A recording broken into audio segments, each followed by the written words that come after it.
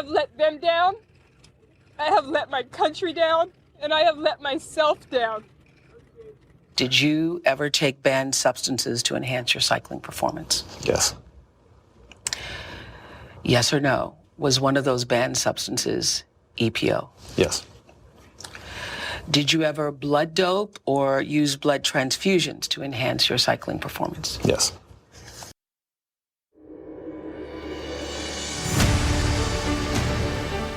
Hi everyone and welcome to Backstory. I'm Dana Lewis. Oh, how the mighty have fallen. The first one you heard was American track and field star Marion Jones, who won 3 gold medals and 2 bronze medals at the 2000 Summer Olympics in Sydney, Australia, but was later stripped of her medals after admitting to steroid use. And she lied to investigators, so was jailed for 6 months. Some never admit it, like 7-time winner of the Tour de France, Lance Armstrong.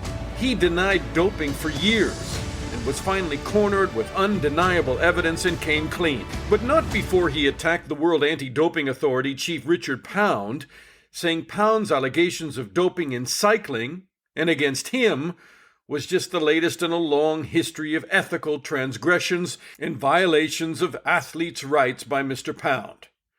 But Armstrong was proven to be a cheater, and Pound's integrity as an official determined to root out cheating grew in stature. Now, I covered 5 Olympics for different news organizations, and along with the glory of victory and the flag waving and gold medals were the scandals at every games. And the scandals in between the games, as athletes were spot checked and found to be cheating with performance-enhancing drugs. And always in the background, driving the movement to clean up sport, was Canadian Richard Pound. On this backstory, we hear from the man who first drove the drug cleanup effort in the International Olympic Committee and then formed and guided the World Anti-Doping Authority that governs sports around the world to make cheaters pay. And most importantly, protect the athletes who want to compete clean. Richard Pound has just retired. All right, Richard William Duncan Pound is a Canadian swimming champion, a lawyer, a prominent spokesman for ethics in sport, and he was the first president of the World Anti-Doping Authority and vice president of the IOC, the International Olympic Committee, and he joins us from Montreal. Hi, Richard. How are you today? I'm good. I'm very happy to see you. I haven't seen you in person, I think, since 2008 in the Beijing Olympics, but we've talked since then on some of the scandals in sport. There have been many. I'm afraid so. In 2005, I didn't realize that Time magazine named you one of the world's 100 most influential people, and they wrote Pound. It's an appropriate surname for the head of the World Anti-Doping Agency. Then again, so would be harass, rebuke, scold, and generally makes a pain in the ass of himself, although the latter would look awkward on a business card. Was that flattery? Were you happy to get that? Oh, well, Time magazine has its style. Why do people cheat? That's the first question I want to ask you.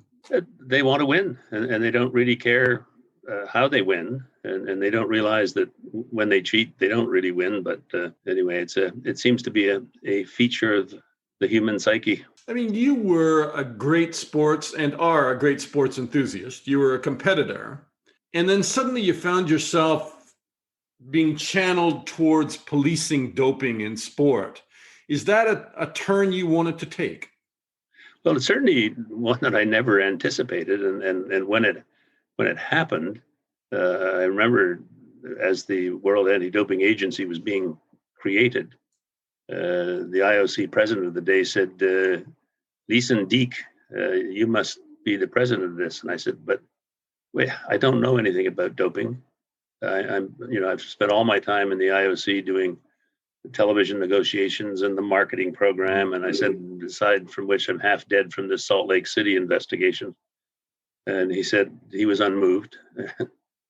So I finally said, all right, well, how about if the deal is when it's up and running in a year or so, I can get out? Yes. What year was that? They lie. It took me 9 years to get out. Yeah. So that was Juan Antonio Samaranch, right?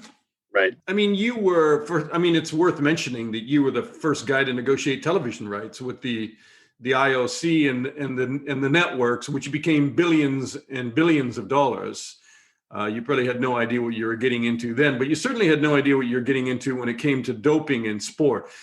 And why did you do that? I mean, why did you pursue and continue on? Because there must have been many moments where people came to you and said, you're sullying the name of this athlete, you're dragging down track and field or cycling or whatever the sport scandal of the day was. I guess to some degree, it probably goes back to being a competitor. And I mean, as a competitor, I never like to lose. Sometimes you make, I was a sprinter, so if you make any kind of mistake, you're toast. You got to get everything right. And sometimes you hadn't prepared well enough and whatever it may be. You could live with that. I didn't like it. You try to learn from losing, but I never liked being cheated.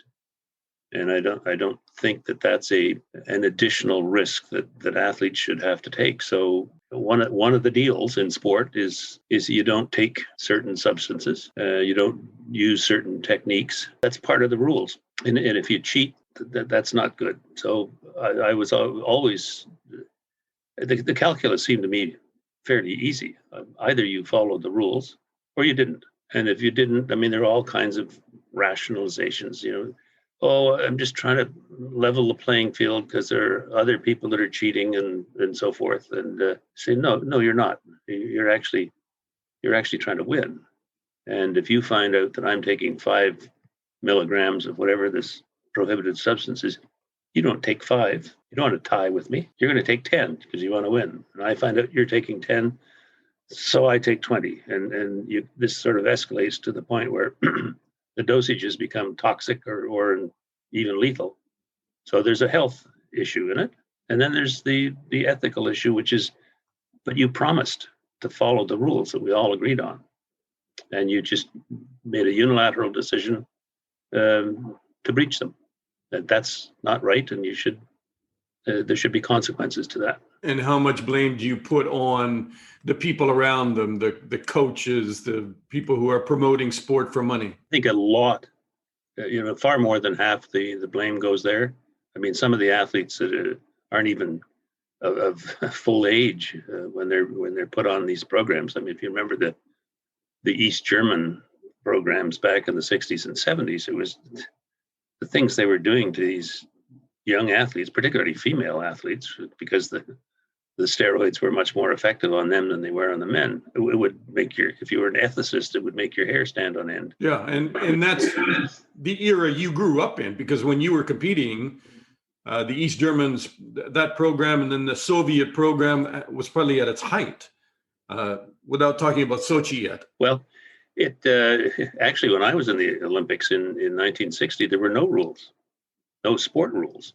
There may have been, general principles of law, with respect to certain drugs, but I mean, not anabolic steroids or things like that. So, in Rome, we knew that the weightlifters had been doing this for years. So we knew that it had spread to the weight events in track and field, like shot put, discus, and so forth. And everyone was very open about it. They said, what are you taking? And how much of this? Oh, well, they said, what is it? Just say, look at me. The figures have changed from sort of beefy guys to athletes who are really cut. And they said, look at me. My body shape has changed. I'm covered with acne and I'm in a terminal rage all the time. And my testicles are the size of jelly beans, but can I ever throw the shot? Much better than I used to. Instead of 60 feet, I'm throwing at 70. That was the cliche, those big Hungarian shot putters or weightlifters, right? Yeah, not just Hungarian, but there were a lot of them. And so what happened, and the start of we're getting to where we are today is during the cycling road race in Rome, those same games, a Danish cyclist died in part because of taking a whole bunch of amphetamines. And the old guys on the IOC, there were only guys in those days, said, harumph, you're not supposed to come to the Olympics and die because of drugs. You're supposed to come and have fun. So they formed a medical commission with a doping and biochemistry subcommission, and the subcommittee was said, figure out what the athletes are taking, and which things in particular are dangerous as well as performance enhancing, and let's put together a list. So they put together a list, and in fairly short order, given an international context. And the IOC started testing at the Olympics in 1968 in Grenoble, and have tested ever since. And that was the only testing that was really being done at the time. And the international federations, filled with their own organizational testosterone, said, well, no, we're during our events, we'll do the testing. They didn't do any. But the IOC was not allowed to test other than during the Olympic Games. And it took years and years and years for the IOC pushing and pushing and pushing to get international federations to do testing, which they did reluctantly, but only at their world championships. You had this system where, for 3 years and 11 months out of every 4 years, the only testing really being done was by the IOC at the games. And so it's fine. Race day drugs you can detect, but if you've been on a steroid program and you're smart enough to get off it a couple of months before the Olympics, all the metabolites are out of your system, but you've got the benefit of a steroid program. And so the next step was to get out of competition testing. Out of competition testing and random testing during the year. Yeah, or even targeted. The cyclist who's coming 300th in the peloton, who cares? But what we were finding was that it was the best athletes that were those at the highest risk. So you had to target them. Sorry to interrupt then. How did that morph then from the IOC doing the testing during the games, and then out of the games when people were training during the year, world competition? How did that morph then into the World Anti-Doping Authority, which became very independent of the Olympic movement? I mean, you're part of it in terms of the testing, administering the testing, but in terms of the WADA became very independent and legally independent, correct? Right, and that was the whole purpose of it, because what gave rise to the immediate cause was the Festina scandal during the Tour de France in 1998. While in France, there were French laws about possession of some of these things, and the French police found athletes and officials on the Festina team with industrial quantities of doping substances and the equipment to administer it and so on, and they were arrested and put in jail. And that was suddenly, if it doesn't happen in Europe, in a very Eurocentric Olympic movement, it doesn't really happen. So that's why the Ben Johnson thing 10 years earlier in Seoul, I was on the edge of the world somewhere, and it wasn't real because it was, A, it wasn't a European, and B, it was in Korea. Ben Johnson was our Canadian sprinter who tested positive at the Seoul. That was Ben Johnson, yeah. Oh, yeah, no, and so I was a little naive on that. I thought, well, maybe the message will get out to people around the world that, at the Olympic Games, no matter who you are, no matter what extraordinary performance you've put in, even if you're in the number one sport in the Olympics, if you cheat, you'll be disqualified. As a deterrent, I thought that was going to work. So it wasn't, to say, until you get to Europe, in a sport really popular in Europe, and the blue ribbon event in that sport, the Tour de France, that all of a sudden some of these presidents said, ooh, if it can happen to cycling in its number one event, it might happen to my sport. So they started to think about that. And the IOC executive board, I was on the executive board at that point. We had a kind of an emergency meeting because unfortunately our president made one of these things that comes back to bite you. He's sitting in his hotel room in Lausanne watching, the arrests and stuff of the Festina officials and team members. And he sort of shook his head. He says, for me, that's not doping. Doping is only if you can prove that it's dangerous to the health of an athlete. Wow. Who was that? This was Samaranch. That was Samaranch.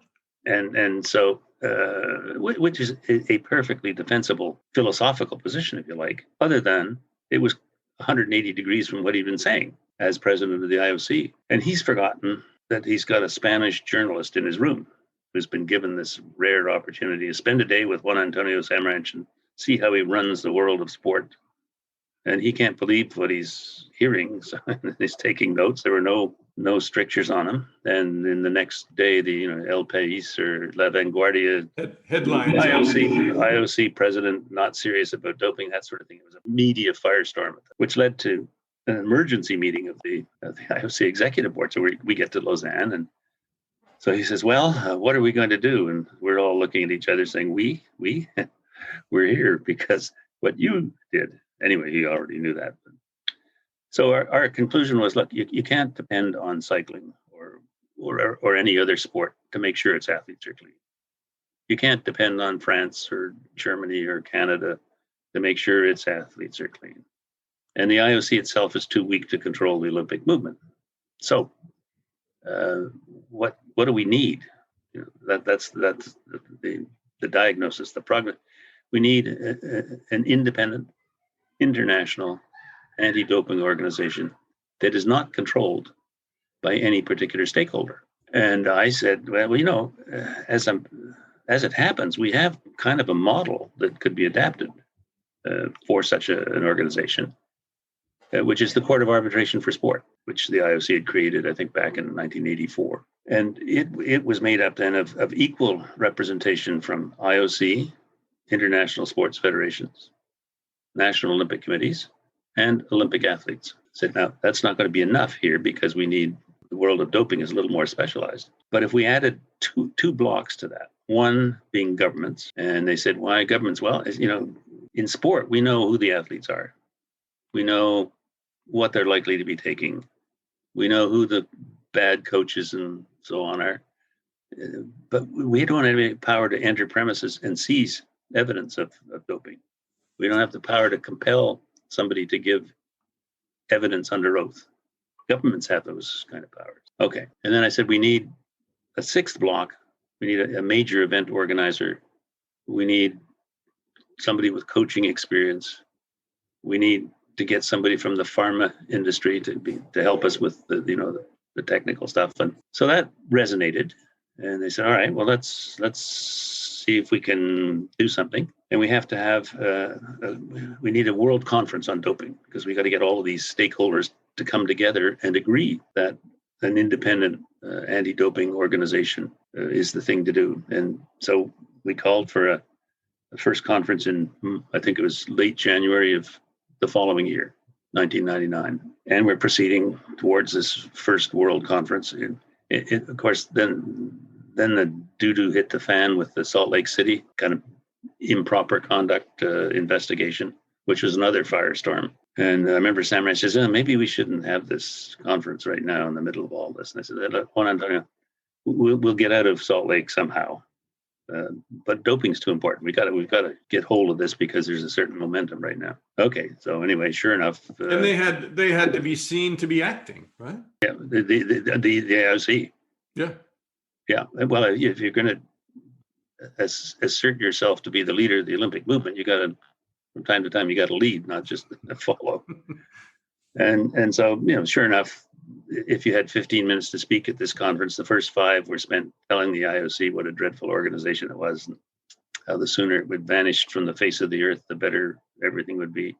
But then they got down to focusing on this, and from out of this conference came a resolution that we establish what has now become WADA, and that's when Sam Raj said to me, "You must be the president of this." And I said, we get to the first conference, which I'm chairing because I'm now the president of WADA. We get this consensus with some difficulty because the governments threw a complete collective tantrum, and they said that we're going to. This is outrageous. We're going to leave. We're leaving the conference. If we don't have more than 50% of the control in the hands of governments, we're out of here. And I said, well, let's have a coffee break. I went to Sam Ranch. Said, well, Antonio, they don't like my organogram.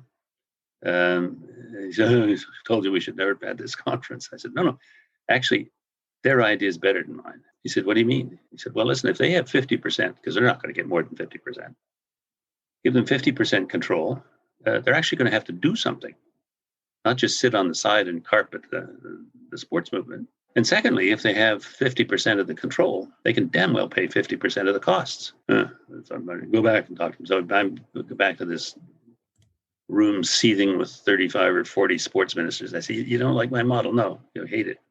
You really insist on 50%? Yes. I said, you've got it. You got it. I said, what? You own it. You own it now, and you're in the soup with us, right? You got it. And they said, no, it's a much better idea. I said, there are only two things. This is a serious problem. We don't have the luxury of you guys proceeding at your normal glacial pace to get anything done. We've got to be in the field January 1st of 2000 to start testing before the Sydney Games. Okay, and I must say, to give credit where credit is due, they got it done by November. I said, the second thing is if you got 50% of the control, you've got to absorb 50% of the costs. Oh, well, you've never seen such hand-wringing in your life. All these governments arguing about their share of what would have been $4 million. We have, our That's how many governments? There were about 150 governments at the time. And I said, come on. And they said, well, fine. I said, I'll tell you what, we'll pay the IOC, we'll pay the first 2 years, but by the start of year 3, you've got to find a way to pay your share. And again, I must say, to give credit where credit is due, by 2001, they had a continental formula. So just to make this really clear for people to understand, I mean, the Court of Arbitration of Sport became the judge and the jury, and WADA, the World Anti-Doping Authority, was really the prosecutor, the organization that went and investigated and collected forensic sampling and presented it to the court. Is that right? Partly. This is pretty primitive at this stage. So I'll give you an example. We got this set up, and we start early 2000. To do out of competition testing, only on the summer sports, because we were focusing on Sydney. And we found that an overwhelming percentage of the international sports federations did not even have rules that allowed them to test their athletes out of competition. A bombshell for me. And I was very naive. I thought all the things they were saying were true. That they believe in clean sport and all that sort of stuff. They're just total lip service. So we spent the first number of months helping them put in place rules that allowed them to do the out of competition testing. That was the state of things. The Court of Arbitration for Sport, CAS, was never part of WADA. It simply was the recourse that was available if somebody did not think he or she should have been handed consequences for doping. And so you could file an appeal, and that was decided on legal grounds. So now there's a controversy about funding, right? Because the United States, as I understand it, they've been harsh critics of WADA, and WADA's been harsh critic of the Americans, arguing that they should not sign up to funding WADA anymore, or what is the main crux of the argument? The main crux is the United States suddenly deciding that all of the problems in the world are WADA's, not their own. And the part of the foreign policy on the previous administration was, it was okay to do an indoor hammer throw whenever you didn't like what was going on. And so one of the things they said, well, we're not going to pay our agreed upon share of the WADA costs. And we said, but you can't do that. They said, yes, we can. And if you criticize it, we will regard that as a direct attack on the United States of America. It doesn't really follow, because you just made an unprovoked attack on WADA by refusing to pay your share of the money you promised to pay.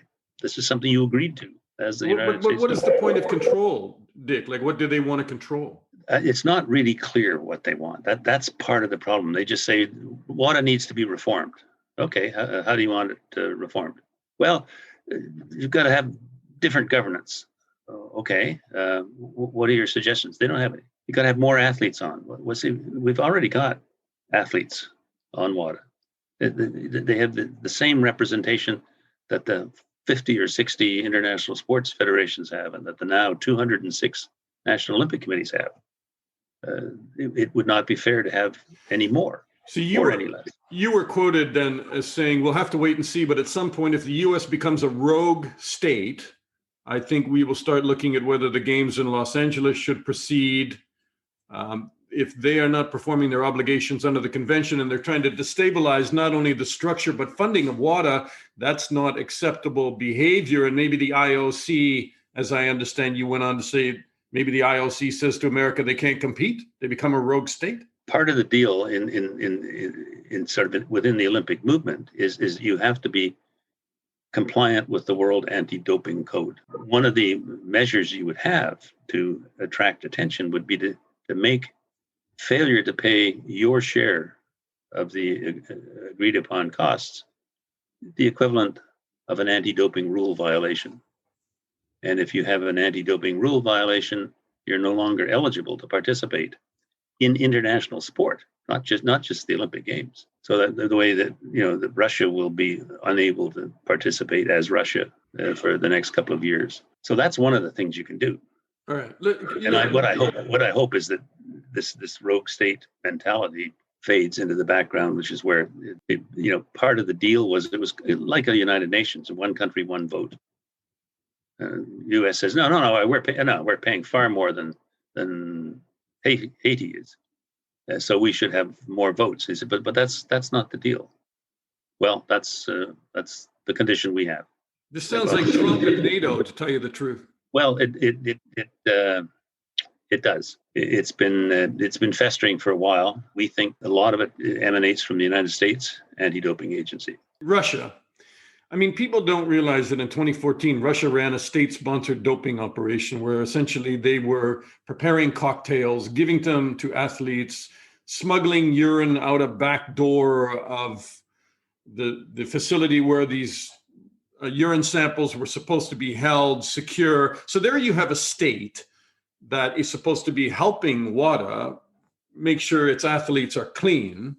And they're just completely upending the entire regime of anti-doping. I mean, and it goes on, right? I mean, they are still banned because even after there were whistleblowers, after the revelations were made as to what they were doing with the FSB, the security services that were helping them, they were then supposed to come clean on sampling, and then they didn't do that either. So they are perpetually banned right now. Well, not perpetually, but certainly their national anti-doping organization is. Their lab has been suspended. It's an evolving story here, but until 2015, all our stakeholders, international federations, the IOC, everybody, they did not give WADA the power to conduct investigations. We could rely on other investigations. We couldn't conduct our own. Think about that.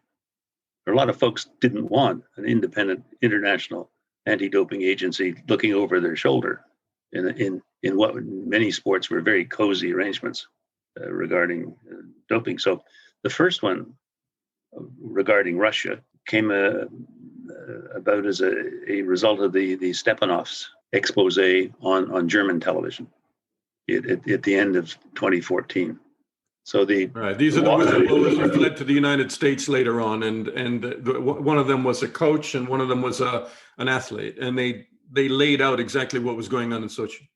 Right. I remember. I mean, they had tried to give WADA some of this information, but we couldn't do anything with it because we weren't allowed to investigate. So I chaired the first investigation. It was limited to Russia only, and to athletics, track and field only. So we reported on that at the end of 2015, saying the system, as it affected track and field, was totally corrupt.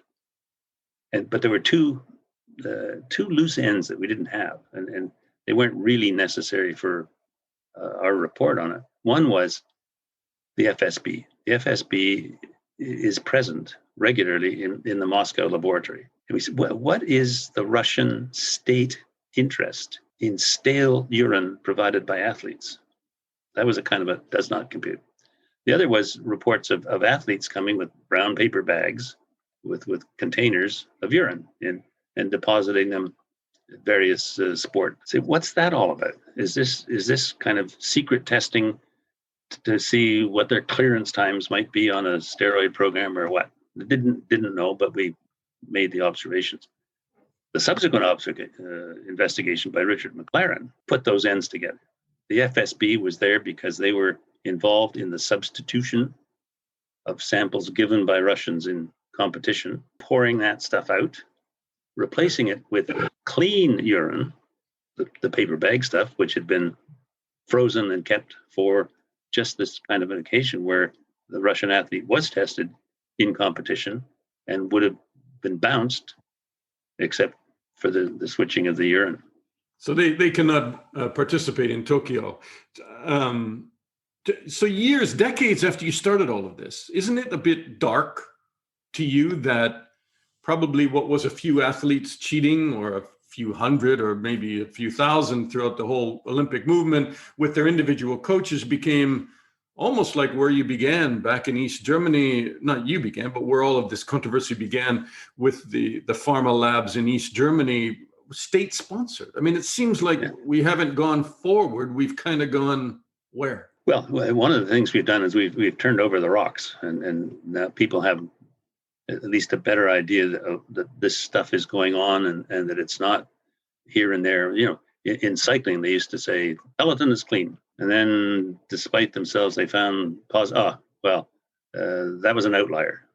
That person's gone. Now the peloton's clean, and it just went case by case like that.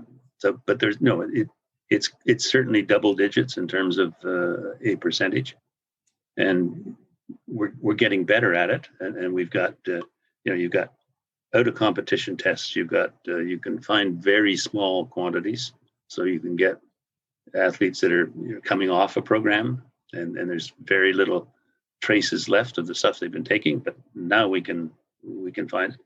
We keep Olympic samples for 10 years now, and so as the knowledge of science and the knowledge of what's been being used expands.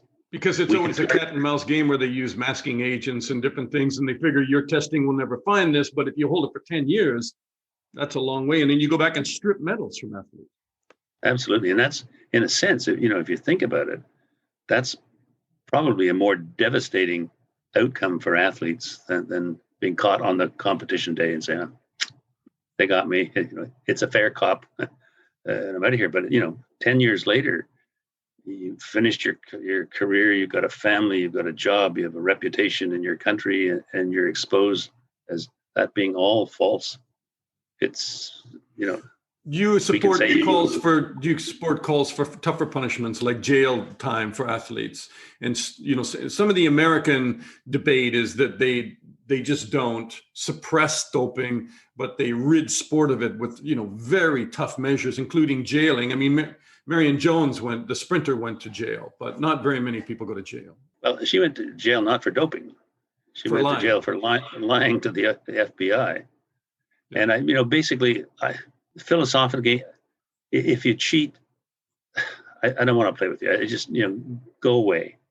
But to go to jail, no. If you're part of the organization of it and you're supplying steroids and you're subverting sport generally as an official, that's a different thing. If you were just to very quickly bullet point, tell me which sports you think you've really brought under control and made progress in, and what are the ones that are going to be the tough ones in the future, what would they be? Well, certainly weightlifting has proven to be very tough, and drug use is endemic. Track and field has got a big problem. I don't think cycling has solved its problem. Swimming has an increasing problem. There's no sport where you are without risk. China, there are calls for boycott in their upcoming games. Sorry, what year is it? It's 2022 is the Winter Games. Basically less than a year from now. Yeah, because if Tokyo was pushed back a year, Tokyo looks like it may go forward. We'll have to wait and see with this pandemic. But on China, I remember reading, and we sort of end where we began, when I read your book right before I did an interview with you in Beijing. You were not a big fan of the boycotts that took place with the Soviet Union, and then the Soviets then boycotted 4 years later in Salt Lake City, right? In Los Angeles, yeah. Los Angeles. No, I don't think I don't. First of all, I don't think they're effective. Secondly, if you fast forward to Beijing, it's a little bit like your government saying, "We're so mad at you, China, for suppressing the human rights, civil rights of some groups of your citizens, that you know what we're going to do to show you how annoyed we are? We're going to take away all the rights of our own athletes and put them metaphorically in jail at home to show you what dreadful people you are." And do you really think that's going to bring about conduct change in China? No, of course it's not. And we have a view, however aspirational it may be, that sport can help create a better world. You can, with the Olympic Games, you can show that it is possible, even if it's only a 2-week or 1-month bubble, for 206 countries to live together, play together, work together, have common goals, free of discrimination, all that sort of stuff. It is possible. And I've always thought that's one of the reasons why, to go back to doping, a doping case at the Olympics is regarded as so serious, because it destroys that aspirational goal. People in professional sports, nobody cares. These people are regarded as gladiators, and what they do to get ready for their sport, that it's up to them. It's entertainment solely. But this aspirational international side of things is I think some good can come from it. And it's not going to be there's no silver bullet, and it's not going to be a sudden gestalt. But bit by bit, persisting with that view and insisting on doping controls and all the things that go with it, it can do something. Richard, great to talk to you. And I've always been a big fan of yours. And I think you've been a great lightning rod for ethics and morality in sport. And you've never pulled any punches. And you're known for being forthright and shooting straight from the hip. And great for you. Good for you. It's great to talk to you. Thanks very much.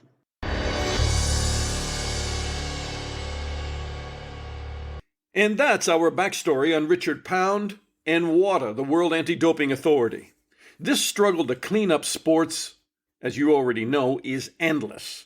But I guess it's like street crime. You catch the bad guys and gals, make them pay, but there's always another waiting in the shadows ready to do anything to steal. In this case, it's a stolen victory from another athlete who should have medaled and was squeezed out by a cheater. If you like backstory, share it, and I've now started a newsletter on what is news and what I think is worth reading, because a lot of people are confused as to what news sources to tap into today. That newsletter is on danalewis.substack.com. And please sign up to this podcast if you haven't already, and thanks for listening. I'll talk to you again soon.